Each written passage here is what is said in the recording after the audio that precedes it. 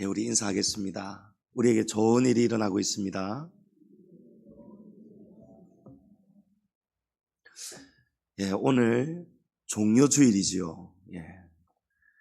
예수님께서 공생의 마지막 사역, 바로 십자가에 고난 당하시려고 예루살렘으로 향하셨습니다.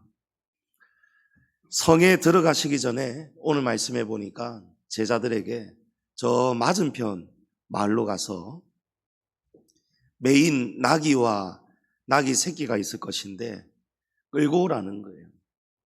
만약에 누가 물으면 주인이 왜 이러시오 물으면 주가 쓰시겠다 고만 하라.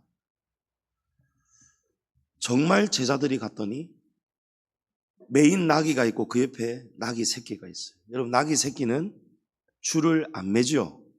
송아지도 줄을 안 맵니다. 코도 안 뚫습니다. 왜냐하면 어차피 주인이 안 부려도 송아지도 나귀 새끼도 어미만 졸졸졸졸 따라가는 거예요. 자, 이 말은 어미는 지금 코를 뚫어서 이미 멍에와 밧줄로 매여 있어요. 길들여졌다는 것입니다. 그런데 나귀 새끼와 송아지는 왜 코를 안 뚫고 줄을 묶지 않습니까? 길들여지지가 않은 거예요. 그러니까 말 그대로 너무 어리기 때문에 그래서 지금 아직 때가 아니니까 내버려 두는 거예요. 근데 그 나귀를 풀어서 끌고 가려고 하니까 주인이 뉘신데 내 나귀를 끌고 갑니까? 하였겠지요. 이거 주가 쓰시겠답니다. 이 말하니까 그 주인이 그렇습니까? 알겠습니다. 여러분, 주인이 그건 모르겠고 내 낙인데 왜 끌고 가시오 하지 않았다는 거예요. 여러분, 무엇을 의미합니까? 하나님의 섭리가 이미 그 주인에게 기록되지는 않았지만 그 주인의 마음을 이미 감동하셨다는 거예요. 믿으시기 바랍니다. 그래서 나귀를 끌고 왔어요. 끌고 왔더니 예수님께서 그 나귀를 타고 이제 예루살렘 성으로 입성하시는 거예요. 근데 예수님이 어떤 나귀를 타시죠? 나귀 새끼를 탑니다. 왜 하필이면 그 이미 길들여지고 나귀 새끼는 작고 보잘것도 없고 사실은 탈 수가 없는 것입니다. 여러분, 탈 수가 없는 거예요. 왜냐하면 사람을 자기 등에 한 번도 태워본 적이 없는 거예요. 경험이 없는 거예요. 그게 나귀 새끼입니다. 코도 안 뚫었어요. 길들여지지 않았습니다.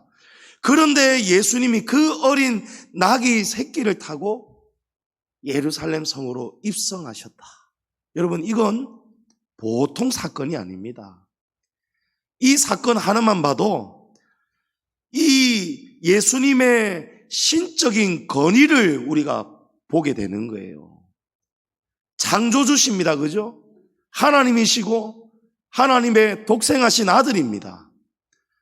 하나님의 본체시란 말이에요. 창조주가 이 어린 나귀 새끼, 그 누구도 타볼 수도 없고 탈 수도 없는, 부릴 수도 없는 그 어린 나귀가 예수님을 그냥 얌전하게 모시고 자기 등에 태우고 으르렁거리지 않고 날뛰지 않고 예루살렘 성을 들어갔다는 거예요. 여러분, 그것은 피조물인 이 어린 나귀 새끼도 예수님께 엎드렸다는 거예요. 예수님의 그 신적 권위를 그 앞에 지금 굴복하는 것입니다. 여러분, 짐승도 꽃들도 산도 바람도 강도 바다도 하나님의 예수님의 신적 권위 앞에는 그대로 복종하는 거예요. 바람아 잠잠하라 하니까 잠잠하는 거예요. 여러분, 저와 여러분이 짐승보다 더 나은 삶을 살아야 되지 않겠습니까? 사람이 꽃보다 아름답다라고 하지 않습니까? 이 짐승도 신 앞에서, 하나님 앞에서, 예수님 앞에서는 그대로 여러분 온유해지는 거예요. 예수님이 뭐라고 하십니까? 이 어린 나귀 새끼는 또한 예수님의 모습을 꼭 보는 것 같아요. 하나님 앞에 예수님의 모습을 보는 것 같아요. 예수님께서 나는 마음이 겸손하고 온유하니 내게 와서 배우라 라고 하시죠. 나의 멍에를 메고 배우라. 여러분, 온유라는 것은 이 헬라어 원어의 뜻은 길들여지다, 다스려지다 이런 뜻이에요. 온유라는 것은. 그러니까 이 프라우스라는 헬라어는 야생마가 아주 준마로 잘 기들여진 상태, 그걸 온유라고 합니다.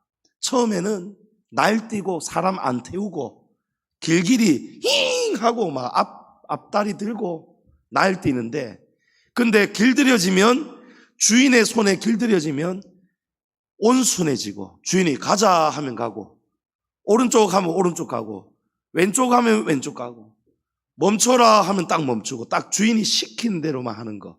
여러분, 그게 다스려지는 것, 길들여지는 것. 그것이 성경이 말씀하는 온유입니다. 예수님이 온유하시다는 거예요. 하나님의 말씀 앞에 예수님은 그대로 따르시잖아요. 지금 이 어린 나귀 새끼도 예수님 앞에서 그대로 온유하게 신 앞에서 다스려지고 다스림을 받는 거예요. 내가 날뛰고 싶어도 다스림을 받으니까 날뛰지 못하는 거예요. 마태는 이 사건에 대해서 4절에 보면 이는 선지자를 통하여 하신 말씀을 이루려 하심이라 이렇게 증거합니다. 여러분, 오래전부터 특히 스가랴 선지자를 통해서 예언이 된 거예요. 스가랴 9장 9절에 시온에 따라 크게 기뻐할지어다, 예루살렘에 따라 즐거이 부를지어다. 보라, 내 왕이 내게 임하시나니 그는 공의로우시며 구원을 베푸시며 겸손하여서 나귀를 타시나니 나귀의 작은 것 곧 나귀 새끼니라 라고 했어요. 여러분, 이미 오래전 스가랴 선지자 때부터 사람들이 그냥 보통 나귀도 아니고 사람을 태워본 적도 없는, 길들여지지 않은 그런 나귀 새끼를 타신다고? 그러고 예루살렘으로 오신다고? 사람들은 그렇게 알고 있었던 거예요. 그럴 수가 있나 하였는데, 여러분 어떻습니까? 정말 예수님은 하나님의 아들 메시아십니다. 그리스도십니다. 그 메시아의 증거가 지금 예루살렘을 입성하시는 바로 그 첫 걸음에 이렇게 여러분 명명백백하게 드러나는 거예요. 나귀의 주인이 아이고 그렇습니까? 데려가십시오. 복종을 합니다.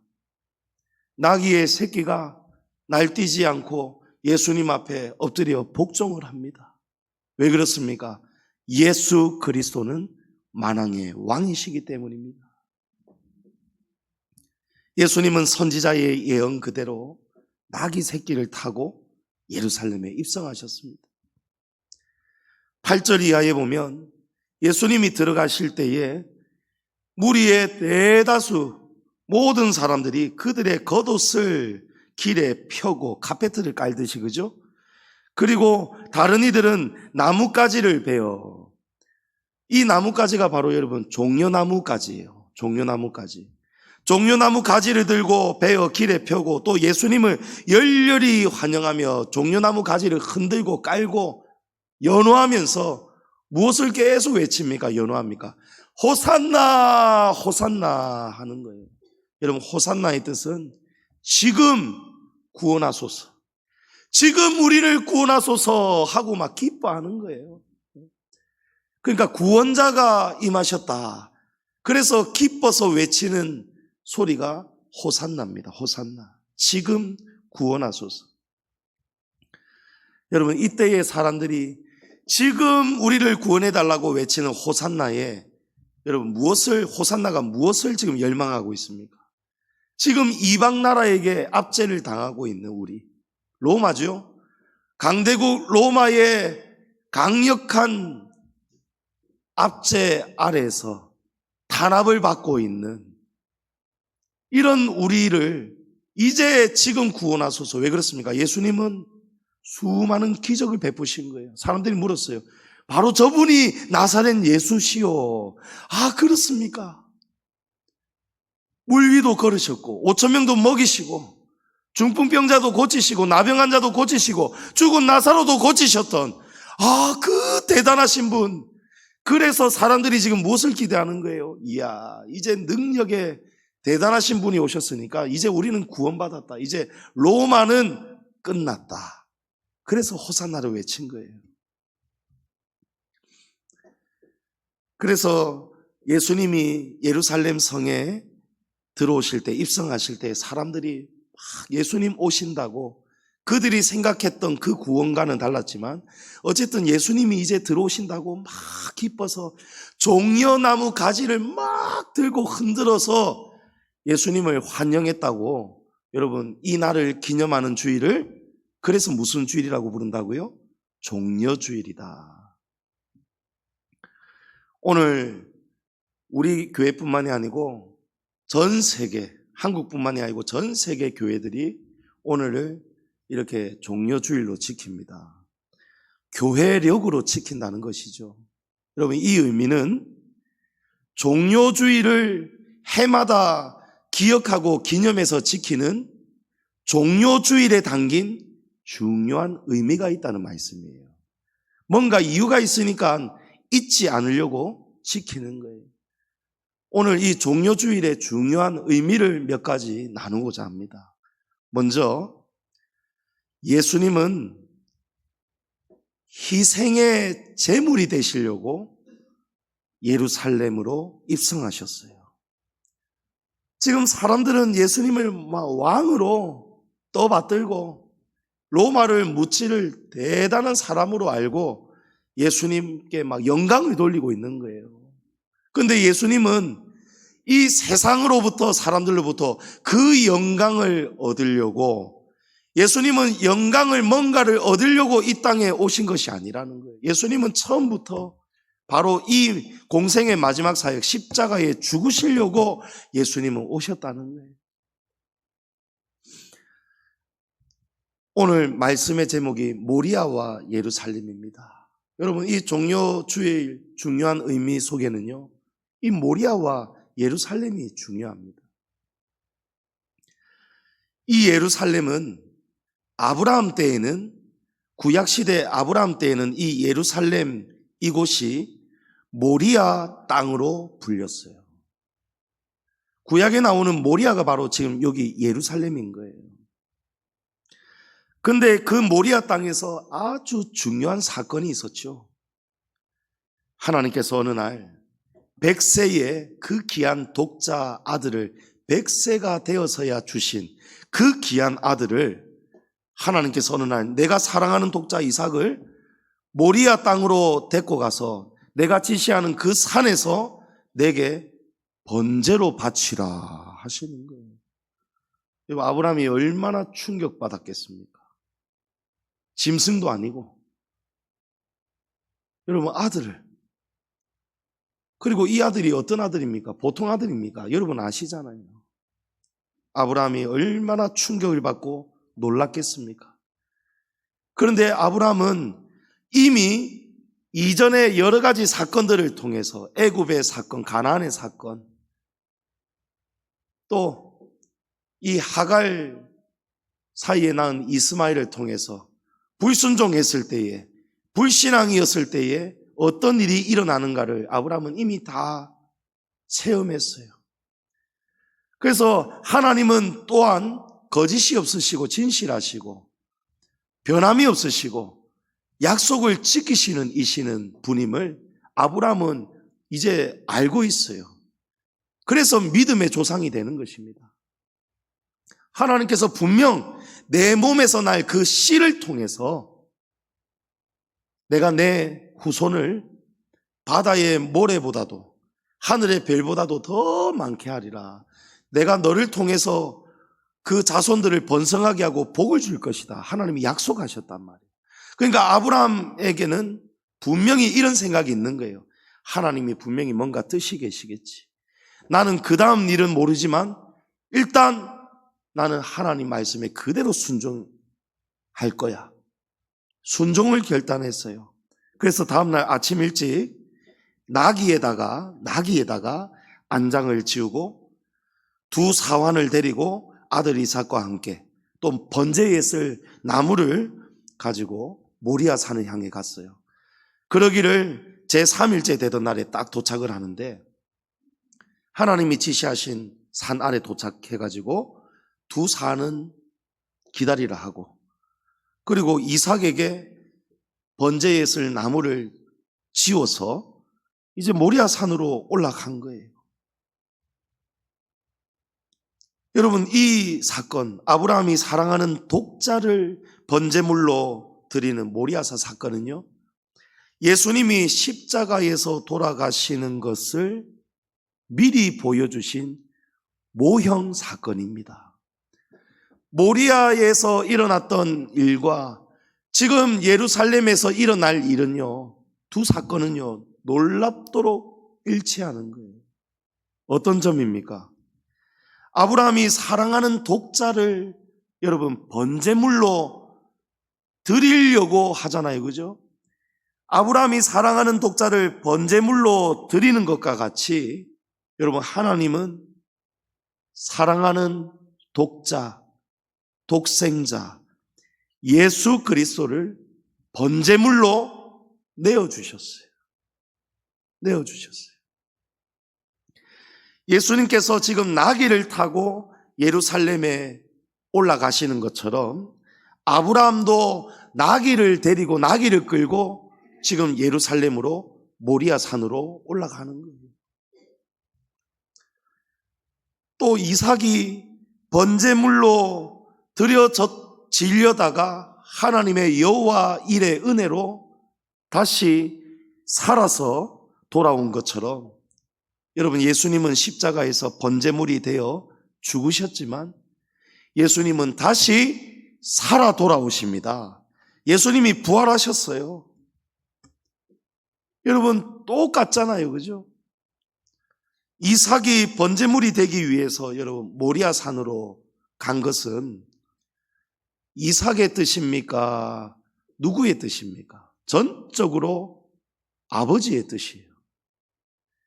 이삭이 자기가 번제물 되겠다고 마음먹은 적도 없고 이삭이 번제물로 끌려간 것은요 전적으로 아버지의 손에 의해서 끌려가는 거예요. 자기의 뜻은 조금도 없어요. 지금 예루살렘에 예수님께서 입성하시는 것도 예루살렘으로 가시는 이유도 예수님의 뜻은 아니에요. 전적으로 아버지의 뜻입니다. 하나님 아버지의 뜻이에요. 여러분 하나님 아버지의 뜻이 무슨 뜻입니까? 하나님은 도대체 무슨 뜻을 가지고 있기 때문에 무슨 뜻을 위해서 예수님을 이 예루살렘으로까지 들어가게 하시냐는 거예요. 십자가로 밀어 넣으시냐는 거예요. 디모데전서 2장 4절에 보면 하나님은 모든 사람이 구원을 받으며 진리를 아는 데 이르기를 원하시느니라 라고 했어요. 여러분 하나님이 마음에 품고 계시는 아버지의 뜻이 무엇입니까? 하나님이 어떤 뜻을 품고 계십니까? 하나님은 모든 사람이 여러분 아침에 지난밤에 많이 피곤하셨어요. 기지개도 한번 펴시고 여러분 오늘 종료주일이에요. 지금 예수님이 나 때문에 우리 때문에 지금 어떤 길을 가셨는가를 지금 우리가 듣고 있어요. 힘드셔도 여러분 꼬집으면서까지 여러분 말씀을 따라가 오셔야 됩니다. 제 목소리가 졸리다면 너무 죄송하고요. 여러분 힘을 내시기 바랍니다. 지금 하나님이 이 자리에 예배 받으시는 거예요. 아멘. 하나님은 모든 사람이 구원을 받고 진리를 알기를 원하신다는 거예요. 진리. 여러분, 오늘도 진리를 지금 하나님이 여러분이 알기를 원하시는 거예요. 이 종려주일에 담긴 의미, 그 진리를 여러분이 알기를 바라시는 거예요. 그냥 그저 구원을 베푸시고 구원 받으면 안 되는 거예요. 알고 받아야 되는 거예요.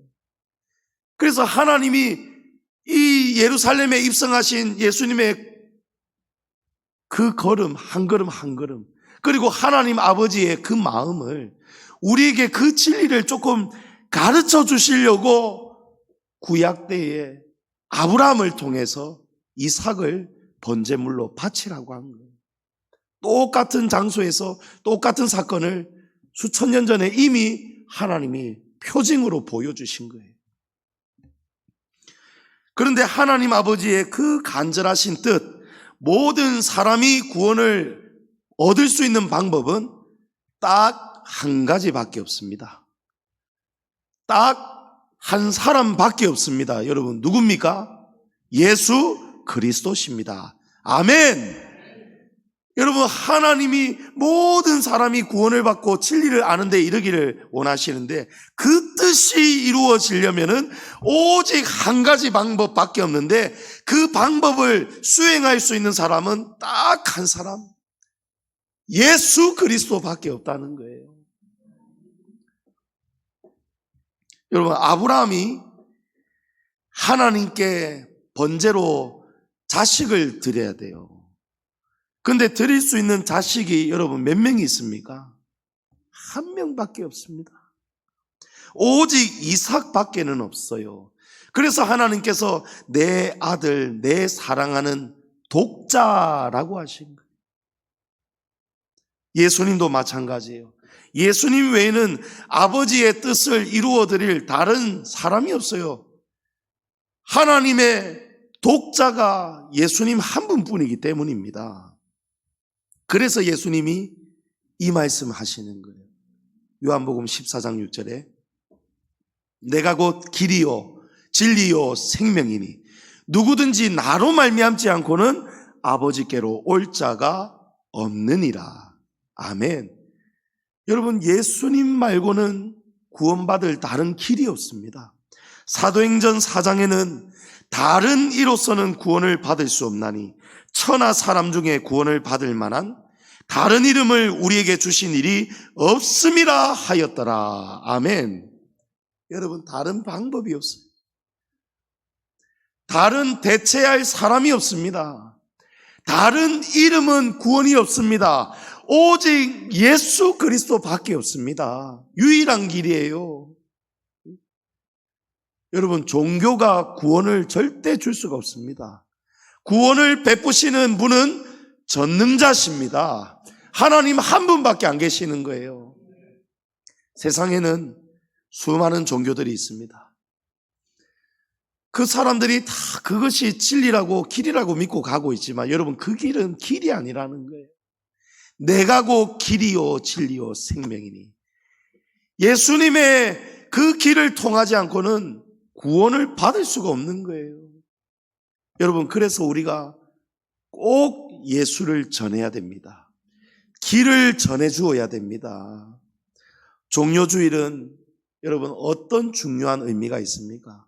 우리가 방금 나눈 이 이야기들 속에서 이 종려주일은요, 오직 아버지의 뜻, 어떤 뜻입니까? 모든 사람이 구원을 받기를 원하시는 그 아버지의 뜻을 이루기 위해서 이루는 방법은 자기가 죽는 방법밖에 없기 때문에 죽기까지 순종하신 그 예수님, 여러분, 그 예수님을 우리가 기억하는 거예요. 예수님 이래서 예루살렘에 입성하셨구나.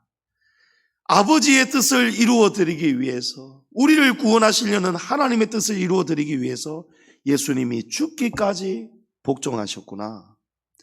그래서 이 종려주의를 통해서 우리는 무엇을 교훈받아야 됩니까? 우리가 우리의 삶에서 조명받아야 되는 적용점이 무엇일까요? 이제는 우리도 아버지의 뜻에 절대 순종해야 되겠다는, 예수님처럼 우리도 절대 순종 복종해야 되겠다는, 낙이 새끼도 예수님께 절대 순종 복종하는데 내가 짐승보다 못한 삶을 살아가서야 되겠느냐? 그것을 오늘 종료주일에 우리가 마음에 반성하고 결단하는 것입니다.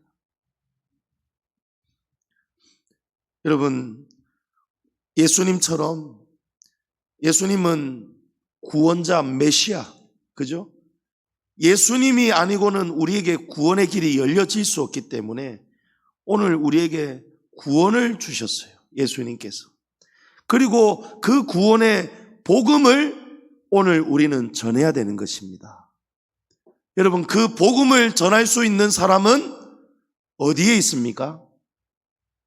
그 복음을 전해야 되는 사람이 여러분 어디에 있느냐는 거예요. 여러분, 나밖에 없습니다. 나밖에 없어요. 여러분, 그걸 아셔야 됩니다. 여러분 가족을 누가 대신해서, 여러분 대신해서 누가 여러분 가족을 전도하고 복음 전할 수 있겠습니까? 누가 여러분의 친인척들을, 지인들을, 회사 동료들을, 이웃들을, 여러분 누가 그들에게 이 길을 전해줄 수 있겠습니까? 여러분, 제가 할 수 있는 거 아니에요. 장로님이, 다른 권사님이 할 수 있는 거 아니에요. 여러분, 오직 나만이 할 수 있습니다. 오직 이상만이 번제물이 될 수 있었던 것처럼, 오직 예수 그리스도만이 번제물이 될 수 있었던 것처럼, 오늘날에 아버지의 뜻을 이루어드리는 이 복음 사역의 중요한 전도 도구도 여러분 남도 아닌 그 누구도 아닌 오직 나라는 것을 여러분 믿으셔야 됩니다. 오직 나라는 사실을 인정하고 내가 전해야 된다라는 것을 순종하고 복종의 결단이 여러분 오늘 이 종료주일에 우리에게 일어나야 되는 거예요. 전도는 내가 하지 않으면 아무 일도 일어나지 않습니다. 아무도 구원 못 받습니다. 하나님의 뜻이 이루어지지 않습니다. 그래서 사도 바울이 고린도전서 9장 16절에 내가 복음을 전할지라도 자랑할 것이 없음은 내가 부득불 할 일임이라. 만일 복음을 전하지 아니하면 내게 화가 있을 것이라. 여러분 아시냐는 거예요. 여러분 이 진리를 여러분이 알고 믿음 생활 하시냐는 거예요. 오늘 이 종료주일에 우리가 무엇을 돌아보고 반성해야 되고 무엇을 결단해야 됩니까? 여러분, 우리가 예수님이 우리에게 전해주신 이 십자가, 그것을 예수님이 이제는 우리에게 부탁하셨어요. 우리에게 부탁하셨어요. 여러분 알고 계시죠? 세상 끝날까지, 땅끝까지 이 복음 전해달라고 했어요.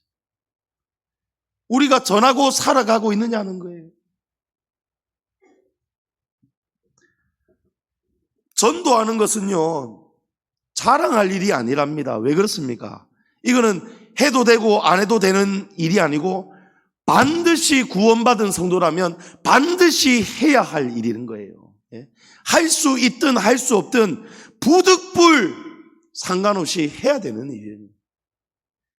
그런데 만일 이 복음을 전하지 아니하면 바울이 뭐라고 합니까? 내게 화가 있으리라.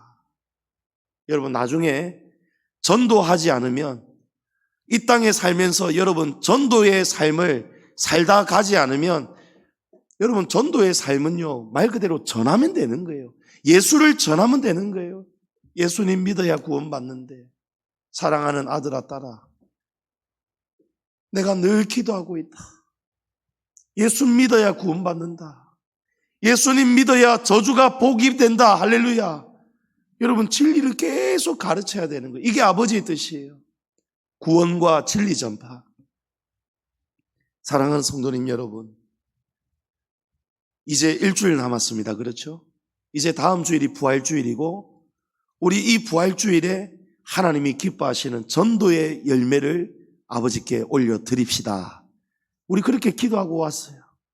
주보에 이렇게 20명이 넘는 작정자가 있습니다. 여러분, 마지막까지 포기하지 마시고 예수님이 십자가에 죽기까지 순종하고 복음을 위해서, 구원을 위해서 희생하신 것처럼 여러분이 당하는 희생을 예수님이 내게 주신 그 십자가 희생과 여러분 견주어 볼 때 우리가 어떻게 해야 되겠는가?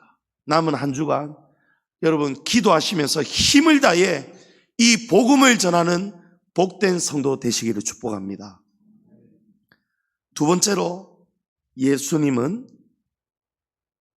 왜 예루살렘에 입성하셨느냐? 예수님은 참된 성전이 되어주시려고 예루살렘에 입성하셨어요. 모리아 산에 또 하나의 구약시대에 있었던 중요한 일이 한 가지가 또 있습니다. 무엇입니까? 솔로몬이 성전을 어디에 세웁니까? 모리아 땅에 세운 거예요. 그게 바로 예루살렘 성전입니다.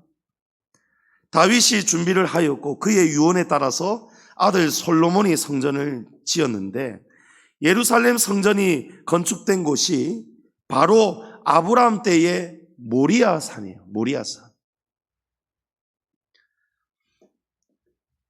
예수님은 왜 이 예루살렘에 입성하셨느냐? 여러분, 참된 성전이 되어주시려고. 예루살렘 솔로몬이 지은 성전이 있지만 여러분, 그 성전은 참된 성전이 아니었어요.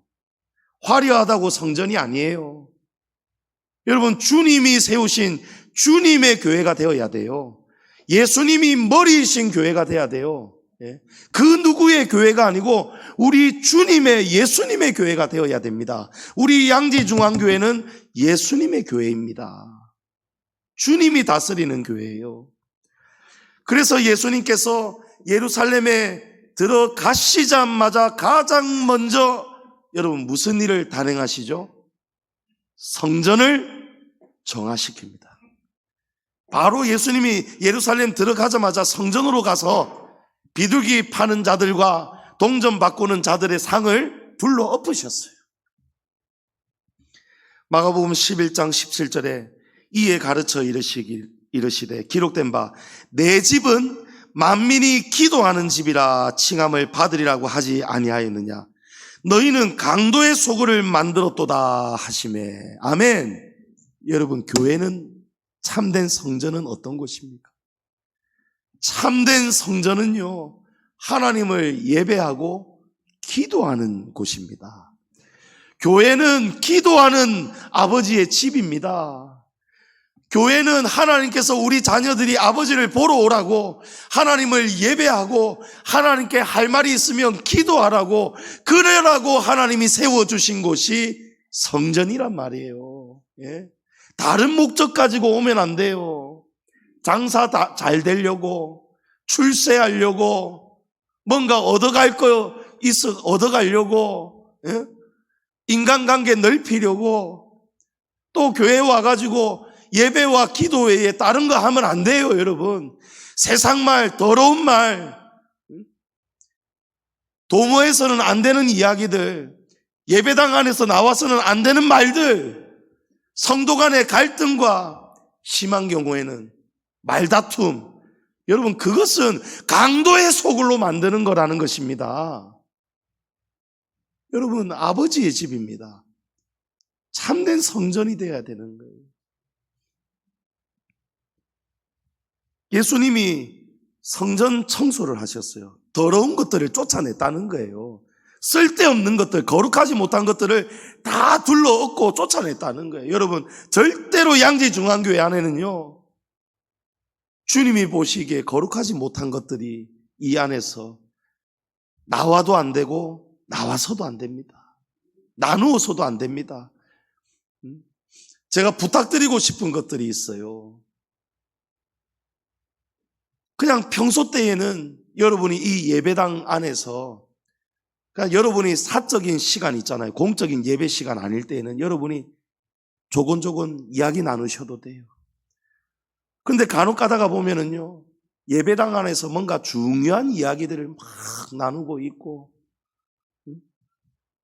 다른 이야기들, 다른 주제. 여러분, 다른 공간은 몰라도 특히 여러분 이 예배당은요, 구별하셔야 되는 거예요. 이 예배당 안에서 여러분 잡담이 너무 오래 오가면 안 되는 거예요. 필요한 이야기가 있으면 다른 곳에서 하셔야 되는 거예요. 여기는 어떤 곳입니까? 하나님을 예배하고 하나님께 기도하는 곳이란 말이에요. 다른 사람 옆에서 예배 준비하고 찬양 들으면서 기도하고 있는데 막 중요한 이야기라고 막 하고, 예배당 안에서는 인사를 하더라도 여러분 어떻게 해야 됩니까? 눈으로 인사할 수도 있어요. 그런데 막 떠들듯이 옆 사람 방해가 되는 줄도 모르고, 여러분 이런 것들을 우리가 좀 고쳐나가야 돼요. 또 정말 어쩌다가 깜빡해서 나오는 실수 있어요. 휴대폰 벨 소리. 그럴 수 있어요. 그런데 그마저도 우리의 마음가짐 문제란 말이에요. 예배당에 들어올 때는 하나님 드리는 예배에, 기도에 나에게도 방해가 안 되고 다른 사람에게도 방해가 안 되도록, 여러분 그런 것들이 주님의 성전이 되어가는 거 아니겠습니까? 예. 여러분, 예수님이 어떻게 참 성전을 열어주십니까? 예수님이 십자가의 죽으심으로 우리가 하나님 아버지의 성전에 마음껏 들락거리고 마음껏 예배하고 기도할 수 있는 길을 활짝 열어주십니다. 여러분 어떤 사건인지 압니까? 아시죠? 예수님이 딱 내가 다 이루었다 하고 운명하시는 순간, 예수님의 영혼이 떠나시고 예수님이 딱 죽으시는 그 순간에 저 성전에 있는 지성소를 가리고 있는 휘장이 위에서 아래로 쫙 찢어지잖아요. 여러분 지성소 얼마나 두려운 곳입니까? 평소 때는 아무도 볼 수도 없고 대제사장 한 사람만 그것도 1년에 한 번 들어갈 수가 있고, 한 번 들어가는 것도 잘못 들어갔다가는 시체가 되어서 죽어서 나오고, 얼마나 두려운 곳인지 몰라요. 그만큼 우리의 죄가 여러분 하나님 거룩 앞에 서면 죽는 것입니다. 그런데 예수님이 자기의 몸으로 자기의 육체로 막힌 담을 헐어주셨어요. 하나님과 우리 사이에 막힌 죄악의 담을 다 무너뜨려 주셨어요. 우리의 죄를 사하여 주시는 그 순간에 지성소를 막고 있던 휘장이 착 찢어졌어요. 이제는 언제든지 누구든지 그 성전으로 들어가서 하나님을 만날 수 있어요. 하나님께 회개 기도할 수 있어요. 제사함을 받을 수가 있고요. 이제는 제사장을 통하지 않아도, 짐승을 번제물을 준비하지 않아도 예수님의 이름으로만 십자가를 의지하고만 나아가면 누구든지 언제든지 하나님을 만날 수가 있다니까요. 하나님을 예배하고 기도할 수 있다니까요. 성도님 여러분, 예수님께서 지성소의 휘장을 자기 몸으로 찢어주셨어요. 자기 몸을 죽이심으로, 십자가에 찢어지심으로, 못 박혀 죽으심으로 그 순간에 성전의 문이 활짝 열렸어요. 여러분 이것은 바로 참된 성전이, 교회가 열린 거예요. 이제 내일부터 여러분 고난주간입니다. 이 고난주간 여러분 우리가 더욱 어디에 힘을 써야 됩니까? 모이기를 힘쓰고, 지금 우리를 위해서 예수님이 죽으심으로 교회가 세워졌어요. 예수님이 죽으심으로 저와 여러분이, 우리의 가족들이 구원을 받게 되었어요. 얼마나 큰 은혜입니까? 여러분 은혜를 모르면 안 되는 거예요. 그 은혜를 안다면 평소에도 예수님이 십자가 죽음으로 열어주신 성전, 이 교회에 와서 우리가 마음껏 예배하고 기도할 수 있게 되었잖아요. 그것을 우리가 누리는 것이 예수님 십자가 은혜에 대한 보답이요. 아멘. 평소에도 그렇게 모이기를 힘써야 되지만, 특히 예수님이 이 교회를 세워주시기 위해서, 지성소문을 활짝 열어주시기 위해서 십자가에 돌아가신 바로 그 고난주간, 그 고난 주간에는요, 여러분 모이기를 힘쓰고 때로는 금식도 하고 기도하고 예배 드림이 여러분 성도의 마땅한 도리임을 믿으시기 바랍니다. 여러분 예수님이 우리에게 이 성전이 되시려고, 성전문을 활짝 열어주시려고 예루살렘에 입성하신 거예요. 마지막으로 예수님은 당신이 당할 모든 고통과 죽음을 다 알면서도 걸어가셨어요. 다 알고도 입성하셨습니다. 여러분 아브라함이 이삭을 번제로 바치기 위해서 모리아 땅으로 갔지 않습니까? 누가 보내셨습니까? 하나님이 보내셨어요. 하나님이 왜 보내셨을까요? 어차피 하나님은 이삭을 죽이시지 않을 거잖아요. 그런데 왜 아브라함에게, 이삭에게 그 일을 경험하게 하셨을까요? 바로 예수님이 걸어가신 그 험난한 고난의 길을 우리가 배우도록 하신 거예요. 아브라함이 100세에 얻은 그 귀한 독자 이삭, 여러분 번제로 드려야 돼요. 번제로 드리는 것은요, 그냥 아들을 그냥 딱 기절시키거나 딱 죽여서 불태워서 죽이는 게 번제가 아닙니다. 아들을 죽인 다음에 여러분 부위별로 짐승의 각을 떠야 돼요. 각을 뜨고 그 피를 단 사면에 뿌리고 각을 뜬 그 각들을 여러분 불로 태워서 향기로 올려드려야 된단 말이에요. 여러분 100세에 얻은 그 사랑하는 독자 이삭을, 그 아들을, 어린 아들을 죽이고, 여러분 너무 끔찍하잖아요. 각을 뜨라니요. 근데 아브라함의 집에서 제3일째에 모리아 산 밑에 도착했다고 했어요. 여러분 아브라함이 걸어가는 그 3일 동안 그 아버지의 마음에 어떤 마음, 어떤 생각이 들었겠냐는 거예요. 예? 여러분 3일입니다. 3일. 이제 도착하면, 하나님이 지시하신 그 산에 도착하면 내가 내 눈앞에 보이는 이 100세에 얻은 내 하나뿐인 아들 독자 이삭을 내가 이제 죽여야 되는데, 그냥 죽이는 것도 아니고 사지를 다 각을 떠서 이 아들을 죽여야 되는데, 여러분 아브라함이 3일 동안 그 마음이 얼마나 아팠겠느냐는. 근데 아들 이삭은 지금 아무것도 모르고 있습니다. 아들은 아무것도 몰라요. 아무것도 모르고 그냥 아버지 따라서 천지도 모르고 그냥 따라가고 있어요. 지금 이렇게 신나겠죠. 예? 저도 어렸을 때 아버지가, 그때는 토요일도 근무하시잖아요. 은행 마치고 오셔가지고 황령산 약수터에 우리 자녀들 데리고 자 가자 하시면은요, 얼마나 그날이 신나는지 몰라요. 예. 우리 어렸을 때 아버지는 늘 바쁘시잖아요. 아침 새벽까지 출근하고 밤늦게 오시고. 그러니까 이 이삭이 지금 얼마나 기뻤겠느냐는 거예요. 근데 그 기뻐하는 아들을 바라보는, 아무것도 모르고 기뻐하고 아버지를 따라가는 그 아들을 바라보는 아브라함의 마음은 얼마나 아프냐는 거예요. 옛날에 가정 형편이 너무 어려워서 숟가락 하나 줄이려고 남의 집에다가, 아니면 친척, 자식이 없는 친척 집에다가 아들을 양자로 보내잖아요. 양자로 보내면서 부모는 어떻게 합니까? 생전 못 사주던 좋은 옷도 빚을 내서라도 입히고, 생전 배불리 못 먹여줬던 쌀밥도 고기도 끊어다가 자식 먹이잖아요. 근데 자식은 어떻게 합니까? 천지 모르고 좋다고 입습니다. 아이고 아버지 어머니 오늘 무슨 날이에요?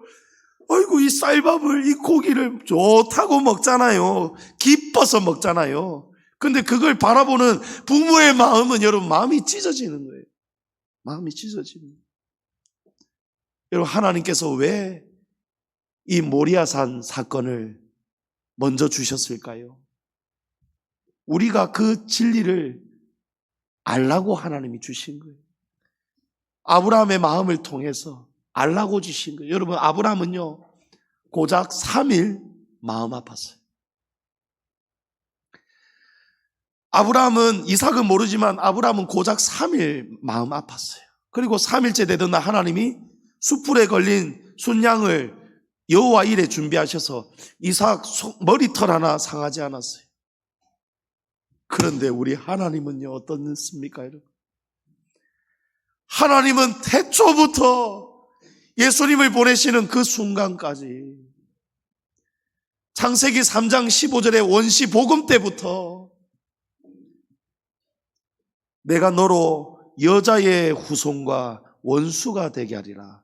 너는 그의 발 뒤꿈치를 상하게 하거니와 여자의 후손은 너의 머리를 상하게 할 것이다. 이 말씀은 여자의 후손으로 보내실 하나님의 아들이 십자가의 죽음으로 너의 죄와 사망의 건세를, 네 머리를 박살을 낼 것이다. 할렐루야. 그 말씀이잖아요. 여러분, 그렇다면 하나님은 도대체 얼마 동안 이 하나뿐인 독생자 예수를 십자가에 그렇게 죽이시려고, 그 아들이 죽을 것을 아심에도 불구하고 하나님은 도대체 얼마 동안 계획하시고 기다리셨다는 거예요. 그리고 이삭은 아무것도 모르고 끌려갔지만, 나중에 알았지만, 여러분, 예수님은 어떻습니까? 예수님은 다 알고 하늘에서 이 땅에 오셨다는 거예요. 죽으실 것을 알고. 여러분, 이 얼마나 큰 은혜입니까? 얼마나 큰 은혜입니까? 얼마나 큰 사랑입니까? 이제 이 종료주의를 맞아서 예수님은 죽으실 것을 당하실 처참한 고통을, 고난을 다 아심에도 불구하고 예수님은 예루살렘으로 들어가셨습니다. 우리가 이 마지막 이 대목에서 무엇을 우리가 결단해야 되겠습니까? 무엇을 배워야 되겠습니까? 우리 성도들도 예수님이 걸어가신 그 십자가의 길, 그 길이 얼마나 어렵고 힘들고 고통스럽고 죽음과 같은 길임을 알면서도, 알매도 불구하고 우리도 가야 되지 않겠습니까? 예수님이 이 말씀합니다. 마태복음 16장에 누구든지 나를 따라오려거든 자기를 부인하고 자기 십자가를 지고 나를 따를 것이니라. 누구든지 제 목숨을 구원하고자 하면 잃을 것이요 누구든지 나를 위하여 제 목숨을 잃으면 찾으리라. 여러분, 예수님이 어떤 길로 따라오라고 하십니까?